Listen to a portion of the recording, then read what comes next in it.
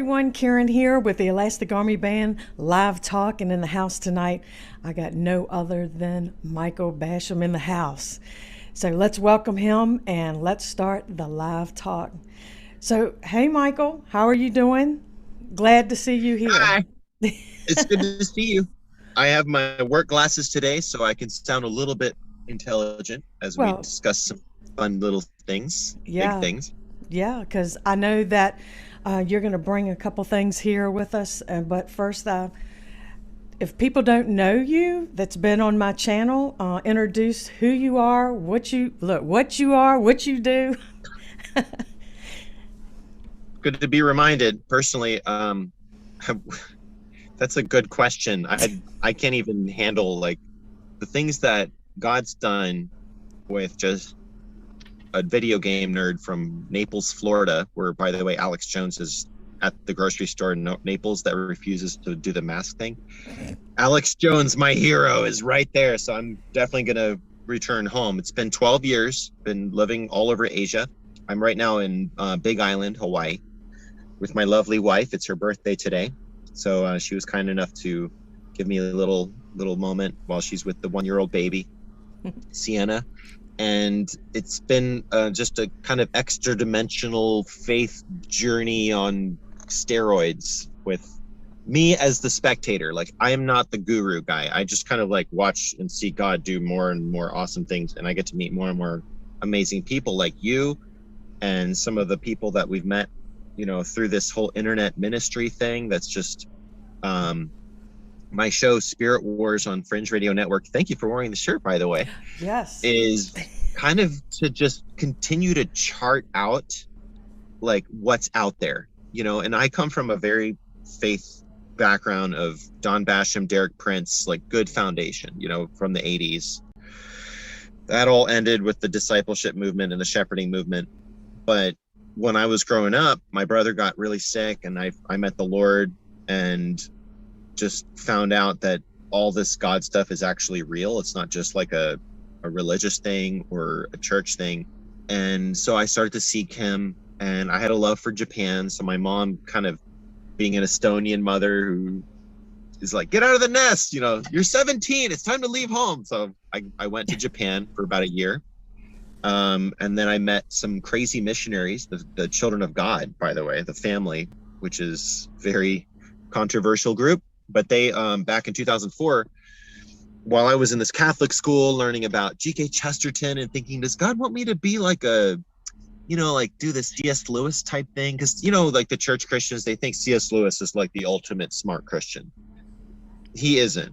G.K. Chesterton got Lewis saved through Tolkien. And then I discovered the Everlasting Man in a Jesuit university in Tokyo. And that opened my eyes to like, whoa, there's a heck of a lot of stuff out there that we didn't learn back in church land.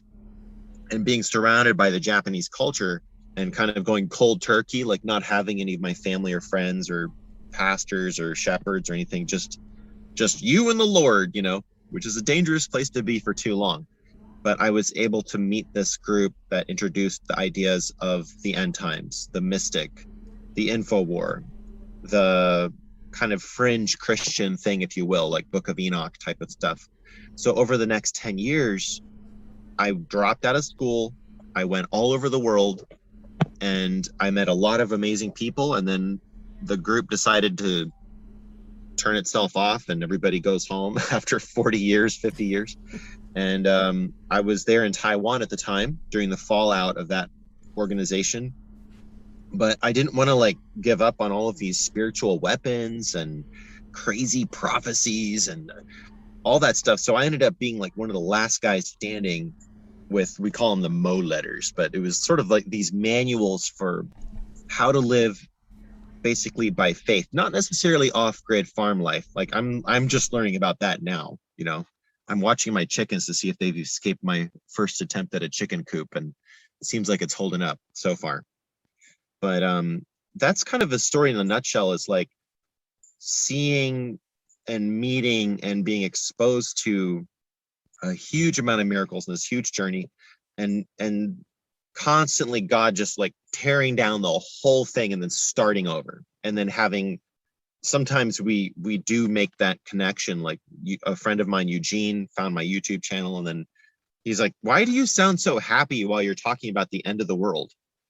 And it's genuine. Like, I'm actually really a full of joy person, because I learned about the Illuminati after I learned all the prophecies about the millennium and Jesus is coming back, and we're gonna, the end time army, we're gonna be doing all these miracles. And I had all these friends back then.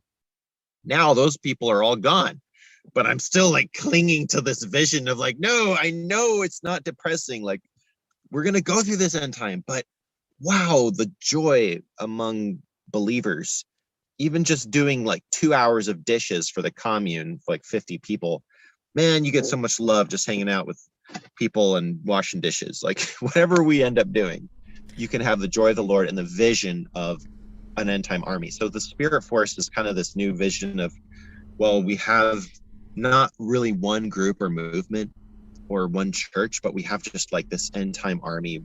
Maybe it's the 144,000. But those of us who love God, and who, we might have different theology and different things, but we just love God, and we don't go along with this system, the force, all this. I won't talk about the vaccines or the election or anything. We don't want to get this channel banned like mine was. But it's really exciting. Like, I have some recent reports to share too, but that's kind of the nutshell of this last what is it, 2000, it's like almost 20 years now. Yeah. It's So been 20 years. I'm going to ask, I mean, Derek Prince and your dad, like, was your dad involved with him? Because you mentioned those two a lot in interviews I've heard you in before. I just mentioned them because that's the good foundational background. My father's father, my grandfather, Don Basham, that was like the deliverance ministries, the miracles, the healing, the basically just really good. Now it's plain vanilla Christianity, but back then they were the fringe. They were like the crazy people for getting into that kind of stuff. So it's a good thing to stretch your faith. It might not be like everything they did was right, but my uncle's in charge of Derek Prince Ministries, and my father and my other uncles are interested in preserving the Don Basham Ministries messages. But his life, sadly, he was taken away at a young age, and we didn't really have everything organized for him to just leave so fast. So we don't have like Don Basham Ministries. I mean, you're basically talking to it. Like, we're just kind of just still chugging along. My dad is a great violinist, classical musician. I know you guys have an awesome band as well. Musical peeps understand each other. That's right, we do. But I'm kind of the bad boy in the family in a sense, just because I wanted to see, like, okay, if this God thing is real, then let's see if it actually works. So what happens if I just take my life and throw it to the wind? Will God catch me? And he has, time after time, despite, myself and my flesh and everything. He's been God, sovereign God.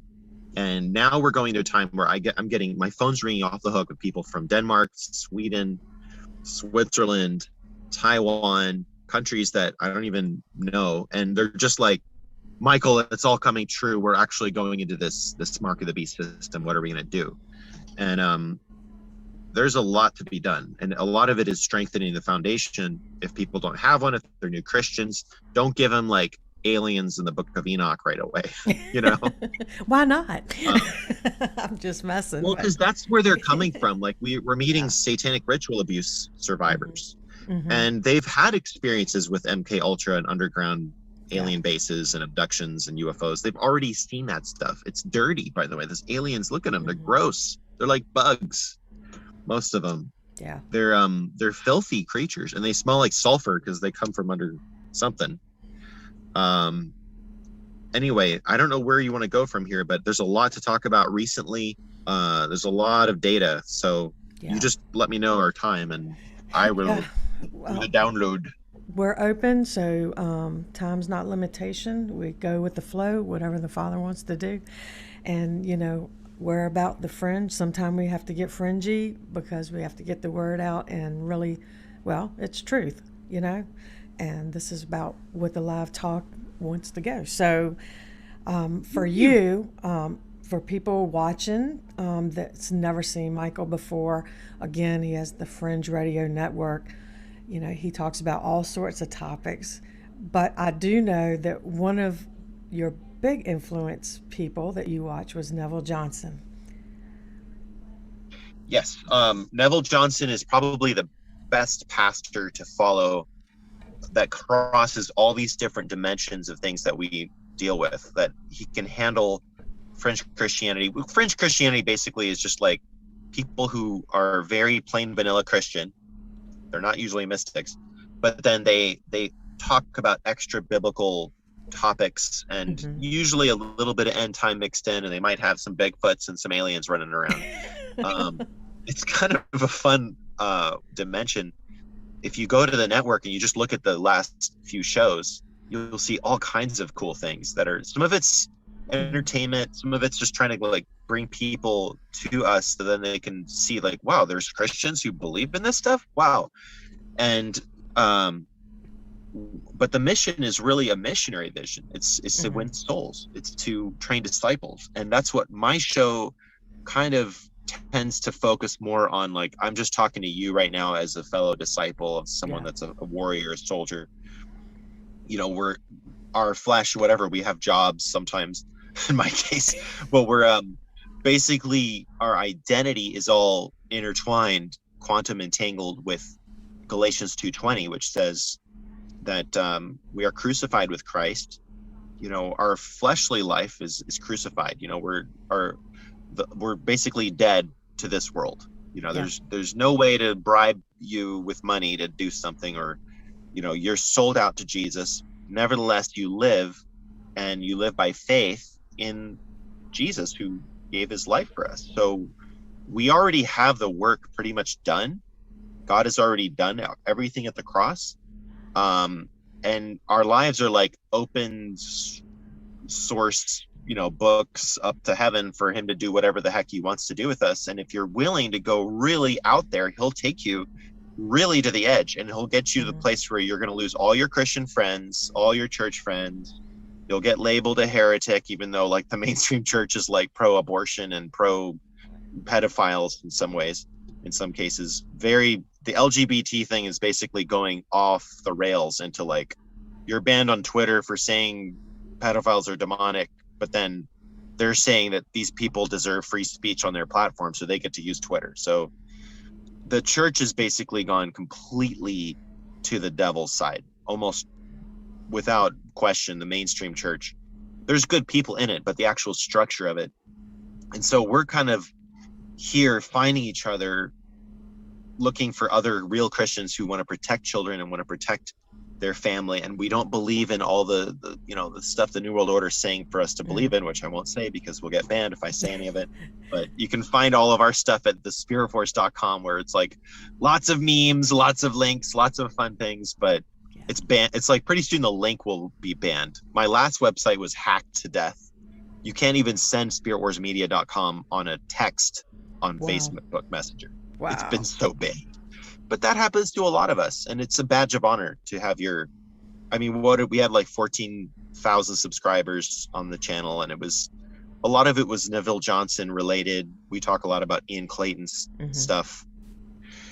I'm his first Patreon supporter, by the way, on Clayton's, but he's still going strong. You can follow Clayton on his Patreon. Yep, I'm a member Neville's too. death. Oh, you're number 2? I'm a member too. Oh, I was gonna say, I was like, yeah, that's an important body of work. I mean, Clayton's work is, I interviewed him back in the day, and you guys have too, but he's kind of a loner. Like, he doesn't really teamwork with people very often, except for maybe Dr. O once in a year. But he's see, that's the mystic movement, and Neville Johnson is the bridge from fringe Christian movement to mystic, to maybe more of a missionary mindset. His son, Mark Johnson, we did an interview with him about 6 months ago. Mark Johnson is carrying on that ministry and is very end time focused, even does like fencing, because he believes we're going to be using lightsabers against aliens on spaceships. I mean, he actually said that on my show. So I just, this is too much to handle for me, even one day, trying to focus on all the things that God has been downloading to us. But what he showed me recently was just be thankful for how wide and vast my kingdom is, and how various the characters are. It's like a Marvel superhero movie. Mm-hmm. We're just, you don't have time to watch all the Marvel superhero movies in one day. You can't even watch them all in one day. But you think about all the stories that brings Ant-Man and Iron Man and all these different heroes together, and just to fight that last battle of Armageddon, Endgame. It's just amazing. It's super, super fun. Yeah. Guys, I asked Michael to come on, and I know he has some things that he wanted to talk about today. Some things that he's, I guess, revelations, right? Downloads, revelations that you want to share? Well, you have dreams, right, Karen? You ever have you get any really revelatory dreams where you're like, you wake up, you're like, what was that? And then you think about it, you're like, what was that? You know what I mean? Well, yeah, that visions. Oh, yeah, definitely. We will definitely interview you and get your full testimony, because I always talk over you, and you're always very humble and letting everybody else talk during the next stagers meetings, and we want to get your downloads. So just make a note of that. We got to get a full operational show when I have my studio. I know. On the next stagers, I am pretty quiet there, but people who personally know me would never say I'm humble. Oh, really? Yeah. Oh. I mean, the quiet kind of humble. You know what I'm saying? I'm usually pretty bold in my talk. If I have something to say, I'm going to say it. So, but hey, there's so many people on the next stager show. I just, let you guys talk, do your thing, and it's hard to talk when there's so many people on that. Yeah. We have 8 to 10 people on it sometimes, so. I know. Hey, you get quiet on there too. Oh yeah. Well, the thing about me is I can do a Rush Limbaugh. I can talk for 3 hours straight, mm-hmm. and then after 3 hours, I feel like I'm just getting warmed up. Yeah. It's amazing how much is going on right now, and we all want to give each other a place to speak and a platform to speak, but then when it comes time to share, usually around 9 p.m. at night, it'll just suddenly something will explode, and I'll be like, mm-hmm. oh my gosh, that's it. And then I'll just turn on the podcast, and it's just crazy. You just never run out of things to dissect and analyze, and we're putting things together. So I forgot to finish that point, but Eugene Hammonds is the one that found me in my seclusion and whatever, and then we interviewed him on a show a long time ago, and then he got us in touch, and then Kingdom Talks started because of you guys being mm-hmm. very professional, very awesome. But that's an example of how God can work together with all of his people instead of all of us trying to be the big head honcho. Is we all have the ability to have our little blogs and our little websites and our little shows, which can become a very big thing. But when you look at it more as a community, and we're kind of bouncing ideas off of each other, and not forgetting what God showed us 10 years ago, or even 40 years ago in the case of the family, I'm going to start fishing out those Mo letters, because there's so much information about the end time church in there. I don't know anybody that has focused more on that than those people. And they're not Mormons, their foundation is pretty good.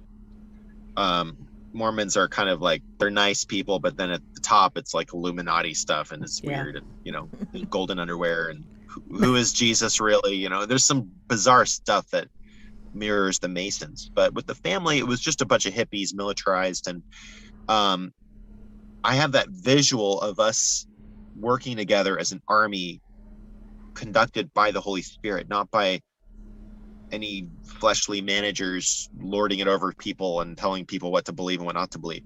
But as far as how do you get led by the Holy Spirit? Well, see, I don't have a perfect prophecy channel. Sometimes I'll sit down and hear from the Lord, and then I'll be like, man, if I was a little bit more sensitive, I would have heard the full message probably. But it was just kind of me just trying to hear from the Lord, and then I might have dropped the ball somewhere, my flesh or something.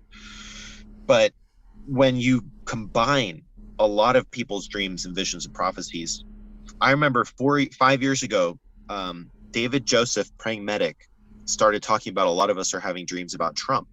And that was the beginning of like the evangelical Christians, the more mystic Christians too, starting to support the Donald. And it was amazing. Like we all kind of like banded together in the spirit. It was while ISIS was killing all the Christians in the Middle East and all kinds of horrible things were going on. And then suddenly this Donald shows up and it's like, he's our guy and he's president? Like what? And that upset stuff so much that over the next 4 or 5 years, of course, we've been talking about politics too much. People got into QAnon and that was fake. But now we're kind of like back to ground zero again, having seen what the enemies try to do. And so we really need to get spiritual. We need to get like focus on what is God showing you your dreams. What are you getting in your prayer closet? Last night, I had a dream where I met a friend of mine and he pulled out a violin. He started playing the violin. And I was just like totally transported by this melody that he was playing. Next thing I knew, I was flying above the island, big island, Hawaii, or it looked like a map. So I wasn't freaked out. It was like, oh, we're looking at a map. But I woke up and I was like, no, we were totally spirit flying or traveling. And there were these areas of the island that were these giant mountains, which do not exist, by the way. But Hawaii is kind of like a flatter, slow slope, like a very slow, like progressive mountain slope. It's not like some jagged, Grand Tetons or Mount Everest type of thing. But in the dream, that was there. And then I looked, and underneath the mountains were these areas where there were trees and people could live. And it was like an underground, but it was somehow exposed, like an X-ray type of thing. I woke up to write it down because David Joseph has been talking about dreams. Praying medic got out of the QAnon thing because he's, not going to go very far with that anymore. No. But he's got back to the dream thing, and I've been listening to him, and he was like, you need to record your dreams. The Lord is talking to us through our dreams. Like that's how he did it in the Bible, and that's how he wants to do it with us. Yeah. Keep a dream journal. And I woke up and it hit me that there's all this information coming out about hollow earth now again. They've discovered that there is stuff under the crust or deep, deep underground that doesn't make sense unless there was like an anomaly or like a hollowed out area. So in come all of the conspiracies. But sometimes your dreams can give you a little visual, a little glimpse into stuff, and you don't know why, but then later on it'll make sense. Like we're visualizing and we're viewing things, and we're able to affect reality that way. Almost like a different form of prayer, I think. Yeah. So anyway, there's a lot to talk about. Wow. That was just last night. But so you had a guest at your house, right? Yes, ma'am. And he's part of the radio show too, right? Have I got that right? You're wearing his shirt. I got one in my other car, but Johnny McMahon, Iron Show Johnny. Okay. Yeah. So what happened while he was there? Okay. Well, that's another fun story. So Johnny decides to come to Hawaii, and he just had surgery, and he was on some painkillers, so he wasn't like completely focused. But he decided that, and we said, yeah, come on over. And he had enough to make it to like get a hotel and everything, but he scheduled it for only 2.5 days. So he flew all the way from Portland, and we're like, why the heck did you just come here for 2 days? It's your first time to Hawaii. He's like, well, yeah, at the time it seemed good, but then I woke up and I was like, crap, I just only did a 2-day trip, and he probably doesn't mind me saying that, but we ended up having an amazing time. As soon as his plane took off from Portland, there was a giant earthquake in the Pacific Ocean, and there was a tsunami warning or caution alert for Hawaii.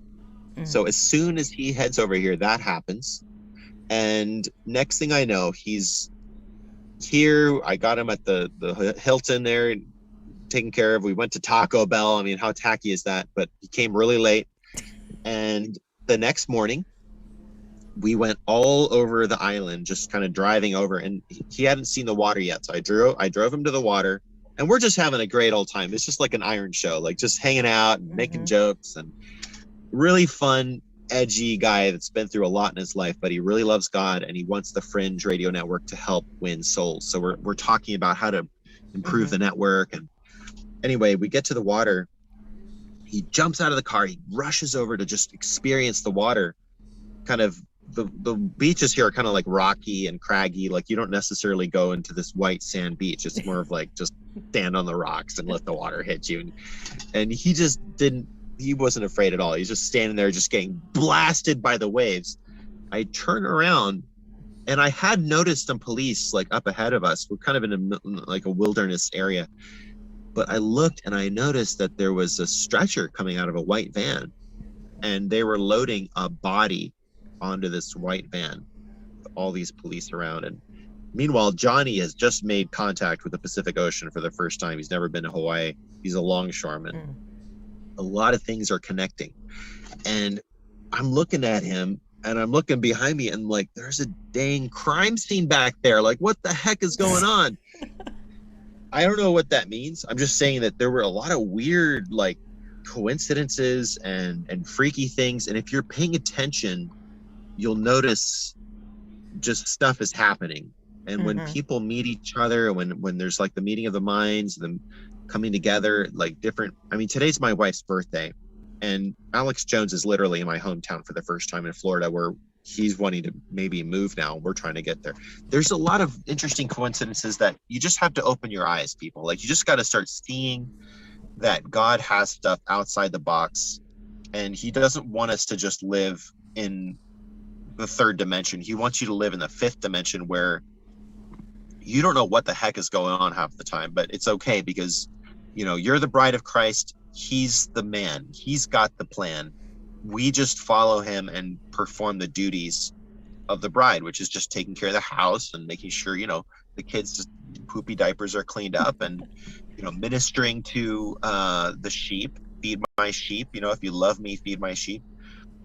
That's pretty much what our role is. And so this end time church, sometimes you're going to not be sure what's going on. Where are we going with all this? And then you'll find out later what he was doing. But if you're paying attention, if you're keyed in, if you're on the same wavelength with him, you'll be able to pick up things as they come. And it could be dreams, it could be visions, it could just be like just the most awesome stuff just dropped out of nowhere into your lap, like this truck that I'm sitting in, which is a total miracle of God.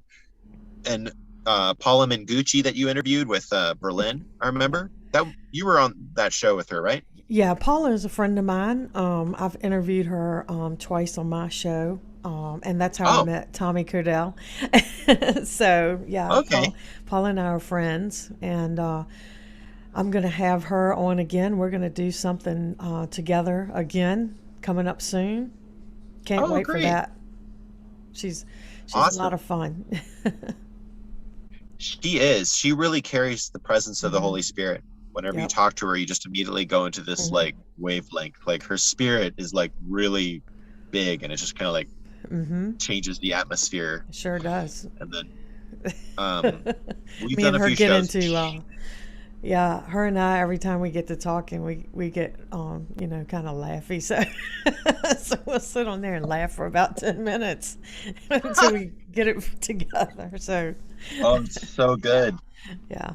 Oh, she totally gets it. Like she's much more on our wavelength with like a little bit of the more of the eschatological side of things, plus the mystic. That's an important balanced part of our fringe diet is Johnny actually took a lot of hits for me when I came in to the fringe Christian networks.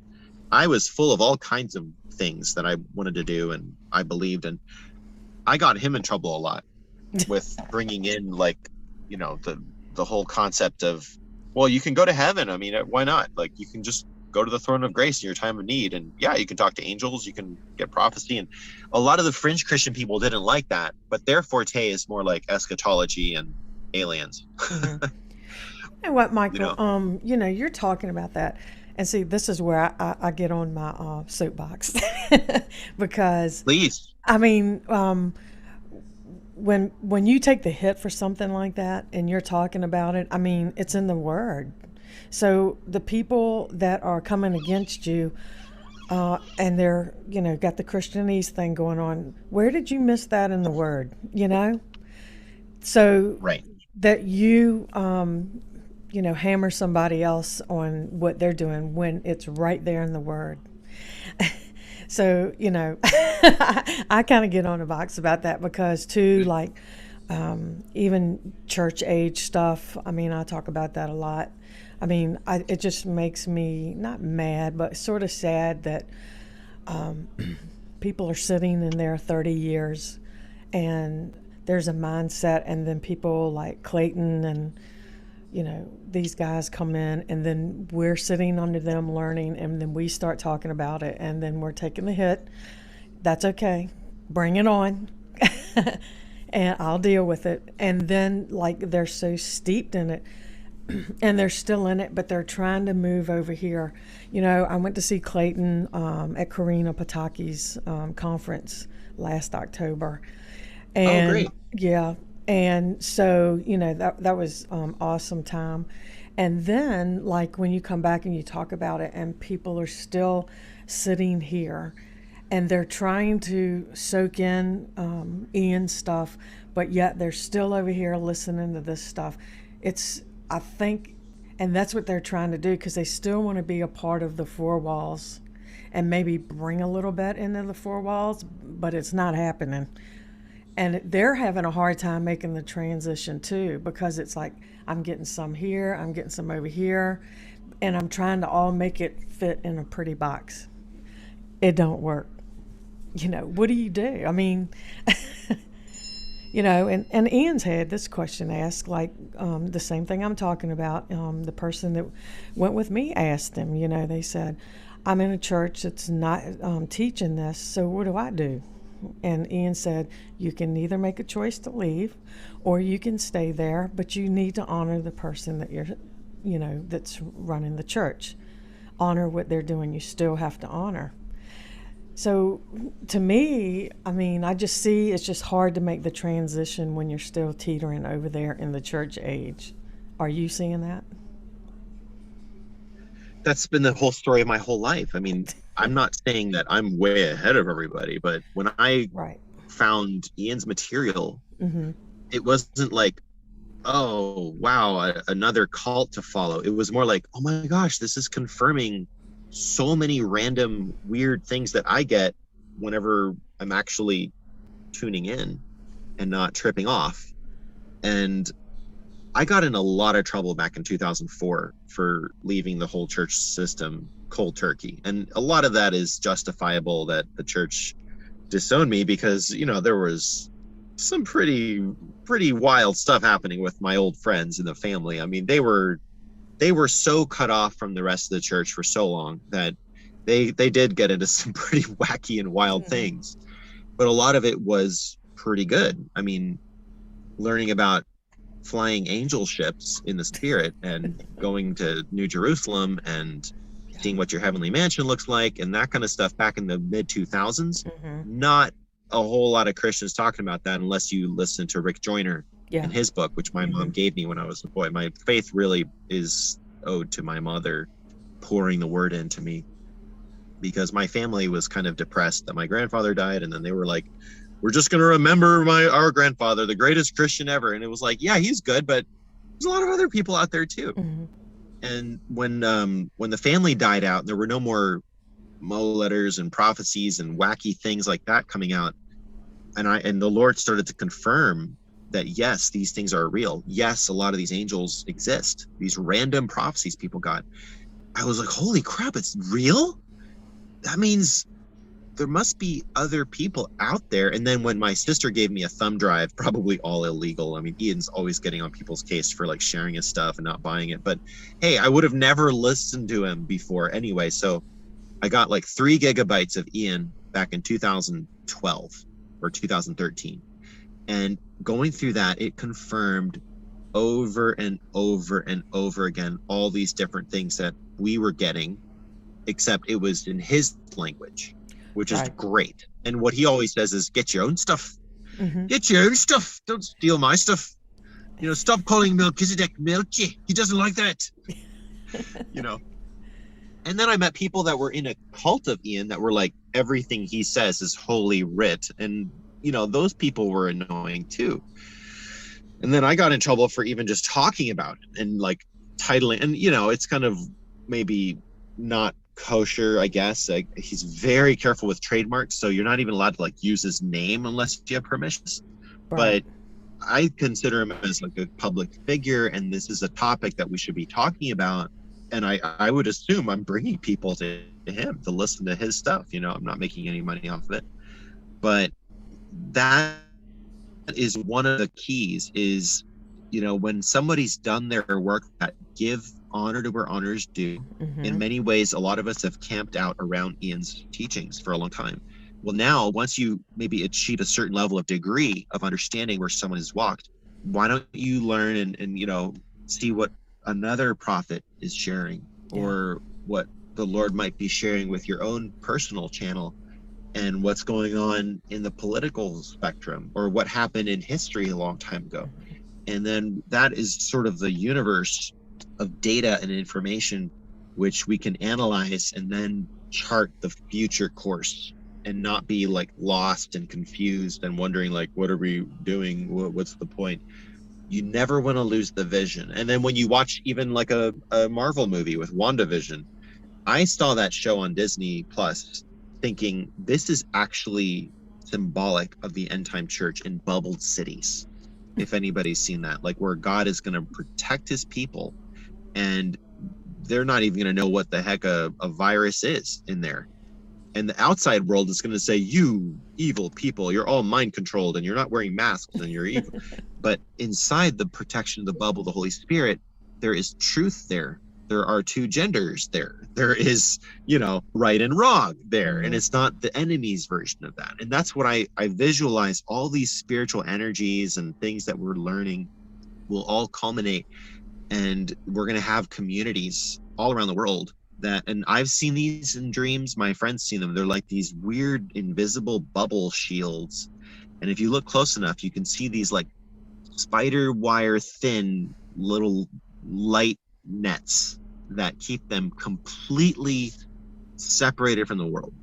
And I believe we have those in the spirit. And when we access the technology of the angels and call on the keys of the kingdom of heaven to open and shut, and when you're identified under the blood of Jesus and as his disciple, not as the lukewarm wishy-washy Christian that kind of wishes they had a Lamborghini secretly all the time, when you're just giving yourself to God every day, then you qualify and you can activate those keys and open up these portals. And some people are really good at fasting, some people are really good at just basically only focusing on God for days and days and days. And everybody's strengths are going to be needed in this. It's really an eclectic army band. It's really, really diverse. Yeah. And that's like everybody goes, where did you get that name, the Elastic Army Band? So it typically means that we're willing to be stretched and become a band, an army of one. The name Elastic Army I really got from Millie Bennett. Have you heard of her? Oh, yeah, Millie Bennett. Okay, so she had wrote an article about it, and I go, oh my God, this article, is awesome. So I go, that's exactly what I'm talking about, what she's talking about. So I took it and used Elastic Army Band. So, I mean, I just loved it, because I'm like, yeah, because we're on a mission through music, to form a like-minded body, as we're moving into the ages. And then the more that we expand, the more than, we can hold. Like tent pegs, just keep stretching them out. And, so some of the teaching too, it's stretching, with Clayton or Justin Abraham and all those guys that are out here teaching. And I believe there's ones that are sitting under them or have been that are going to come out even with a whole lot more. And that's kind of where I Yes. want my show to go, is get those folks on there and share what they have, and then it just keeps, Wow. getting stretched, It don't fit in your box. So let's stretch you out and, Right. you know, just love it. So that's how we came up with the band name, and that's kind of our place, what we're trying to do. We also have the East Coast hub, so it's kind of all together. We're just trying to, do some shows. We're doing closed groups sessions. We've done a couple of those and had really good success for people coming in and, being a part of that. Daniel Jedediah Cook, I mean, we love the living letters. And there's so much there. I know you watch Ruthie Andrews. You watch her stuff. She had a great thing Yeah. on the Tower of Babel the other day, and I posted that thing, and Really. she put it up there, and it was awesome. She was Oh, going, cool. Churchianity didn't teach you about this one. I was like, Wow. wow. She blew the socks off everybody on that one. You'll have to go take a look at it. So, Hallelujah. yeah, and then in my group page, I try to put things there that bring people together so they don't have to go searching all over. And if you missed it, you can find it on the Elastic Army Band page. Yeah. Yeah. Oh, it's so good. The harvest is plenteous and the workers are few. So everything that you're doing and keeping the conversation flowing and making it Yeah. accessible to people, and there's such a huge blessing to that, because you have so much and yet you're spending so much of your time blessing other people's ministries, and there's a huge reward for that. I know that's something my grandfather used to say, is that it's always more blessed to lift up other people's ministries than your own. And Yeah. within this whole spectrum, we're almost like developing a new language of thought and patterns. And I'm name dropping a lot of different people here, but Jerry Lee, the manifester, his wife, his widowed wife, recently sent me 3 of his newest books before he passed a few years ago. And you could almost form a whole new Christian sect around this guy, because he has this language for discussing time travel and black holes and portals and all kinds of stuff. He almost invented like a new language, like almost like a Freudian language for something that we didn't have before, but scientificating the Bible in a very seer prophet way. When you take something like that, you can dip in the mind and camp out a little while at a place like that, and you come back and you now have language for things that nobody's ever attempted to tackle in the Bible. But everything should come back to the Bible. And my one beef with the mystic communities has been, a lot of people like to get off on like all the holy goosebumps, but they don't have a good foundation in the word. And that's where Neville Johnson's ministry really was key. It really stuck close to the word of God. Other Christians that I've really appreciated and trained under, one of the things we want to do is start these 12 foundation stones courses, very lighthearted and Spirit Wars fashion, but with some newer Christians, to kind of go through the Bible again and be like, what is it we actually believe in our core faith, starting with why do we believe in the Bible, and what does the Bible do, and then memorizing scriptures. I think one of the most important things people can do is memorize scriptures, whether you're a King James person or whatever. Just have some scriptures memorized. And then when you have a bunch of scriptures memorized and you sit down to pray, you can quote those scriptures. It's like opening your lightsaber and quote them and pray to the Lord and praise him using the word, and then receive a prophecy from the Lord. Let the Lord speak to you, and he'll pull out one of those scriptures. And once you have a bunch of them, triangulating those within that language can come prophecy and visions that are very sound and safe, because they're scripturally protected. It's almost like the way witches do like hexes. It's like that Wanda vision that she's like having this witch battle, and she's like, you forgot to use this hacked thing, and it's like, you can't do magic. Well, in the Bible and the Spirit, it's much more powerful than that. But that's kind of a visual of where you come back to the word. It's not to show off. It's actually even what Satan used to try to fight Jesus was the word of God. Yeah. So that's Yeah. one of the things we're doing, and then expanding outward from that. Then we can take some of this mystic language or fringe language, personal prophecies that you get, and you can kind of fit them into that huge kind of spectrum, this giant world of faith. Basically, it's a culture, it's a heavenly culture that we're building. And there's a lot of room for Ruthie Andrews and all the elementals that she's dealing with, the stoichions, and there's room for dealing with the mother of harlots, the Babylon, the horror system.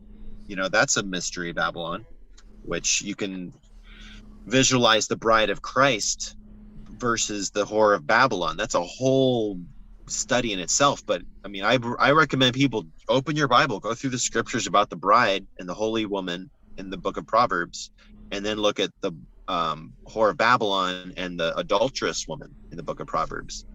That's a whole other study, but that's basically the false church, the system, probably Washington, D.C., maybe, I don't know. It's all walled off now. It might as well be the city. All the blood, the righteous blood found in it. Yeah. Occupation Day 60. Yeah, there's a lot to talk about here. I mean, I don't want to get off too many tangents, but sorry, go ahead. Yeah, like I see Occupation Day 60 over there, DC. Exactly. So, that's right. Too, I want to say, like you're talking about maybe doing something, teaching people, but I think with the language you were talking about, then going through a foundation and then you start using the language.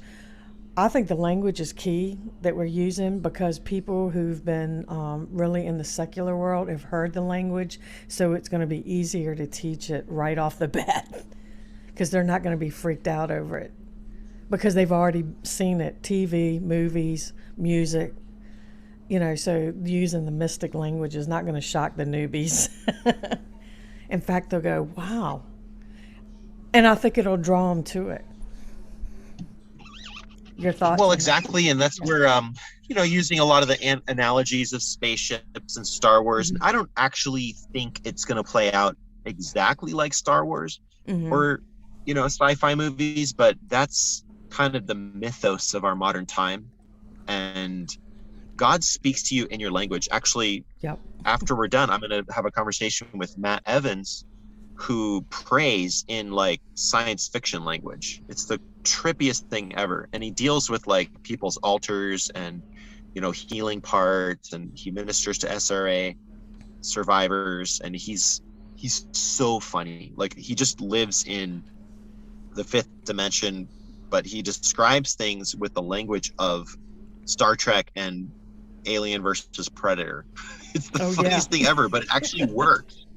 So I think God is not above using the language. If you listen to Michael Heiser, he gets into a lot of the Old Testament and the Bible, dealing with like the pagan nations around them, and how a lot of the things that God did, he would even use the language of those pagan religions. And I can't really, I don't really have notes in front of me to share some examples exactly, but it's all throughout the Bible where God would basically not be afraid to just use the language of another religion to get the point across, because it's all about getting the message across. It's not about looking religious or looking formal or even being entertaining. The church gets tripped off on being entertaining, and that detracts from the message too. So you have to kind of keep coming back to the Holy Ghost and know, when is it time to maybe pull back a little bit? When is it time to go full throttle a lot bit? There's a time to rest. There's a time to fight. There's a time to embrace. There's a time to withhold from embracing. You don't really know where we're at right now unless you get in touch with the Lord. And then he says, all right, time to disperse. Okay, time to come together now. Because sometimes you don't want to have everybody together when you got like evil people lurking around. And then other times everybody needs to learn by themselves and go off and pray and, find the Lord on their own and find out who's got the guts to stand up for Jesus when you don't have like 100 people around you making you feel better about yourself. So that's why this live stream thing is a good way to find people who are out there, who are putting their names out there. It's a way to, even if maybe we don't all get along and agree and everything, but it's like, Martin Smith is out there putting his face and talking about the flying penguins, and it has just blessed us so much. That guy means business with God. He's not afraid to put his name out there and say some crazy stuff that would get you in trouble. Yeah. There needs to be a kind of a system of checks and balances as we navigate these next few months and years. I don't think that anybody's talking, really crazy. I think it's really an offense issue that's that comes up about it. Right. Your Yeah. somebody's own personal offense. You might say something like, no, like that, but it's only because they're getting offended. You're not saying anything wacky. Right. So I mean, like me, okay, Karen, you have way too many lights going on. It's too flashy, and I'm like, but that's me. you know? I'm bringing on the light, folks. Or Karen, you all of that on your microphone stand, all those sparkles, it's taken away from Jesus. I don't think so. It's because they're offended. You're going to have a problem with heaven if you're worried about sparkles, because it's plenty of those there. So, you see what I mean? So true. So, I mean, I think it's just the way the person, I don't think anybody's saying anything off the wall or perceives it off the wall, because it might be something in them that they're getting offended by. It doesn't, it might be a religious spirit. Yes. And that's where we have to be careful, where we can share things like, oh, I had a visit from an angel from Japan that is actually an ancient mythological being that blah, blah, blah. And if you share that with the wrong people, they will get offended and they can stomp on you. That's kind of bigger than maybe sparkles or something sweet and cute. But like when you're dealing with stuff like Ruthie Andrews' material, or let's say Dan Duvall's material, and you share it with the wrong people, you can get yourself in trouble. And then the scary thing is, I know people that have lost the vision because they started to open up their heart a little bit and share some of their wildness, and then they got stamped out. And then they're like, oh, I guess it is dumb. Who really thinks it's cool to have a giant floating pirate ship in space anyway? When God maybe had something crazy like that. I don't know. Yeah. And that's what I'm saying. Like, so some people might get offended by my little sparkly stuff, and then some people can get offended by the big stuff, So either way, somebody's getting offended. But that's okay. That's right. That's okay.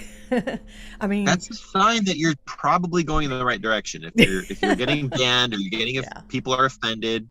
I know you guys don't touch on too many controversial things like political things, but I would if we didn't get shut down. You could open a Rumble account and do it on there, because I get banned now like immediately. I had Dr. Joy on. I don't even know what she said that got us banned. They just deleted the video and said, you can't upload on the Fringe Radio Network. So on the YouTube channel, not the actual network.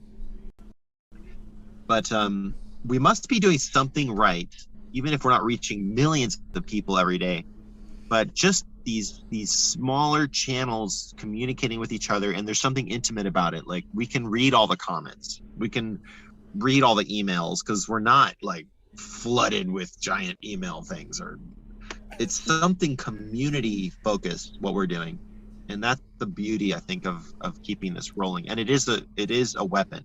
One of the weapons that we were trained to use is the weapon of brotherhood, of fellowshipping with each other. That in itself is something that strengthens all of us, the body, and people feel the love, and they're like, oh, I want to hang out here. They can sense that there's something fun going on. People are enjoying it. Like, I love hanging out with you. I could just talk privately. It's just like, we think, wow, this is a good conversation. Let's record it and share it. But there is a lateness of the hour, and there's a sense of urgency that I have not felt in a long time. I have never not had to work at a job, like day in and day out kind of situation. in probably 10 years.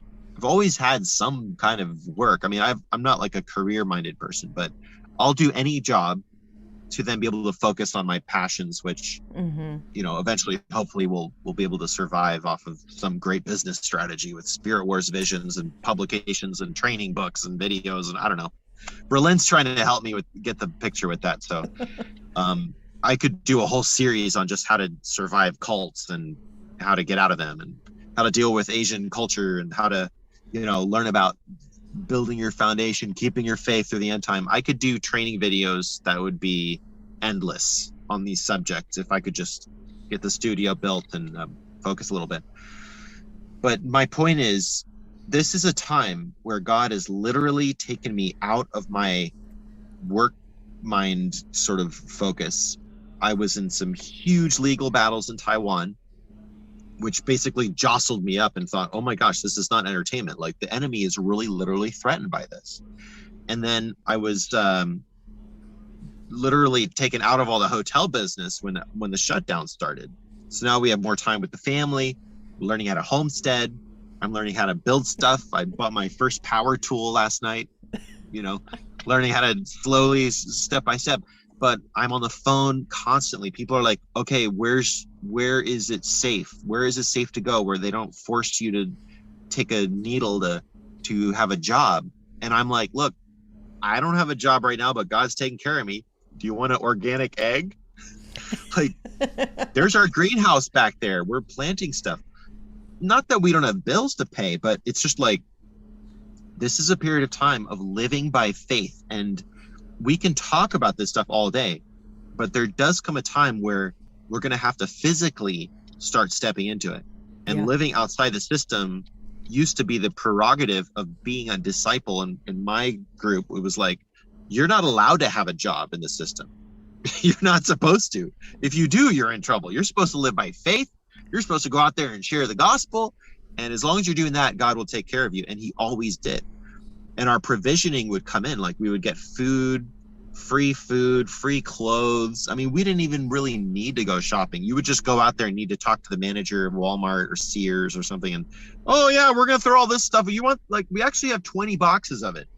Oh yeah, great. That'll help with our mission, blah, blah, blah. And you keep some for yourself and you distribute it to others and the poor. But the point is, God is able to keep us through the Great Tribulation. That's one of the main things that we are focused on is keeping the mentality of like, this is going to be super crazy fun and cool, but on the outside it's going to be kind of scary. Yeah. I think so. Really scary. And like, really bad. Yeah, and a lot of people aren't prepared because they've been living the life, living the dream. Right. So it's going to be tough there.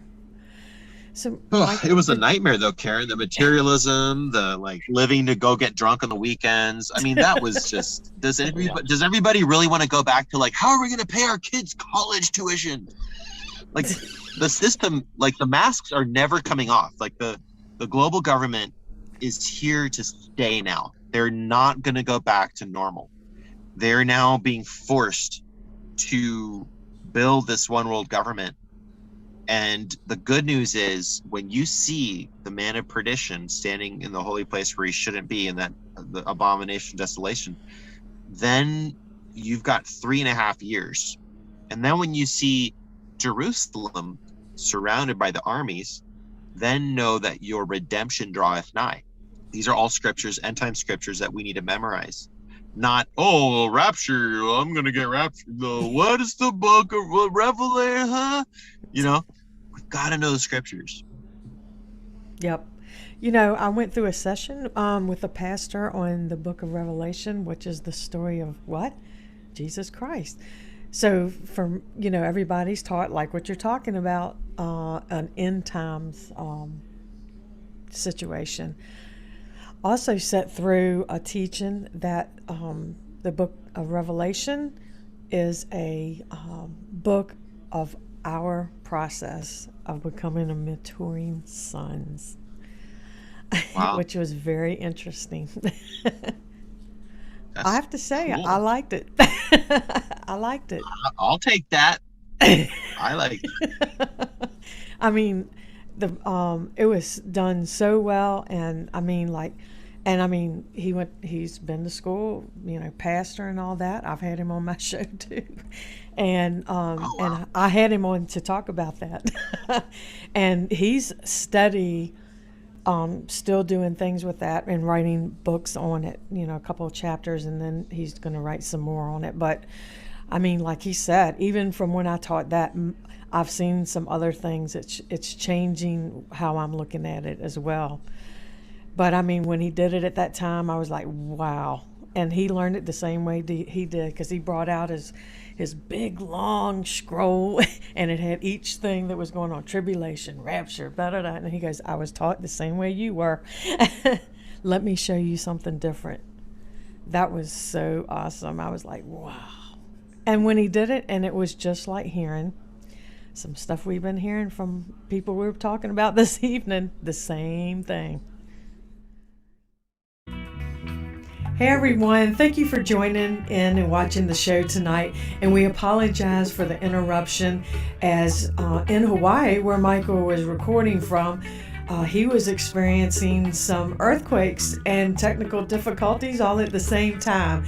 But Michael's coming back for part 2, a full hour again, with more conversations with Michael Basham right here on the Elastic Army Band Live Talk on the East Coast Hub. So stay tuned, be sure to watch, and we'll see you next week, Sunday, 8 p.m. East Coast time.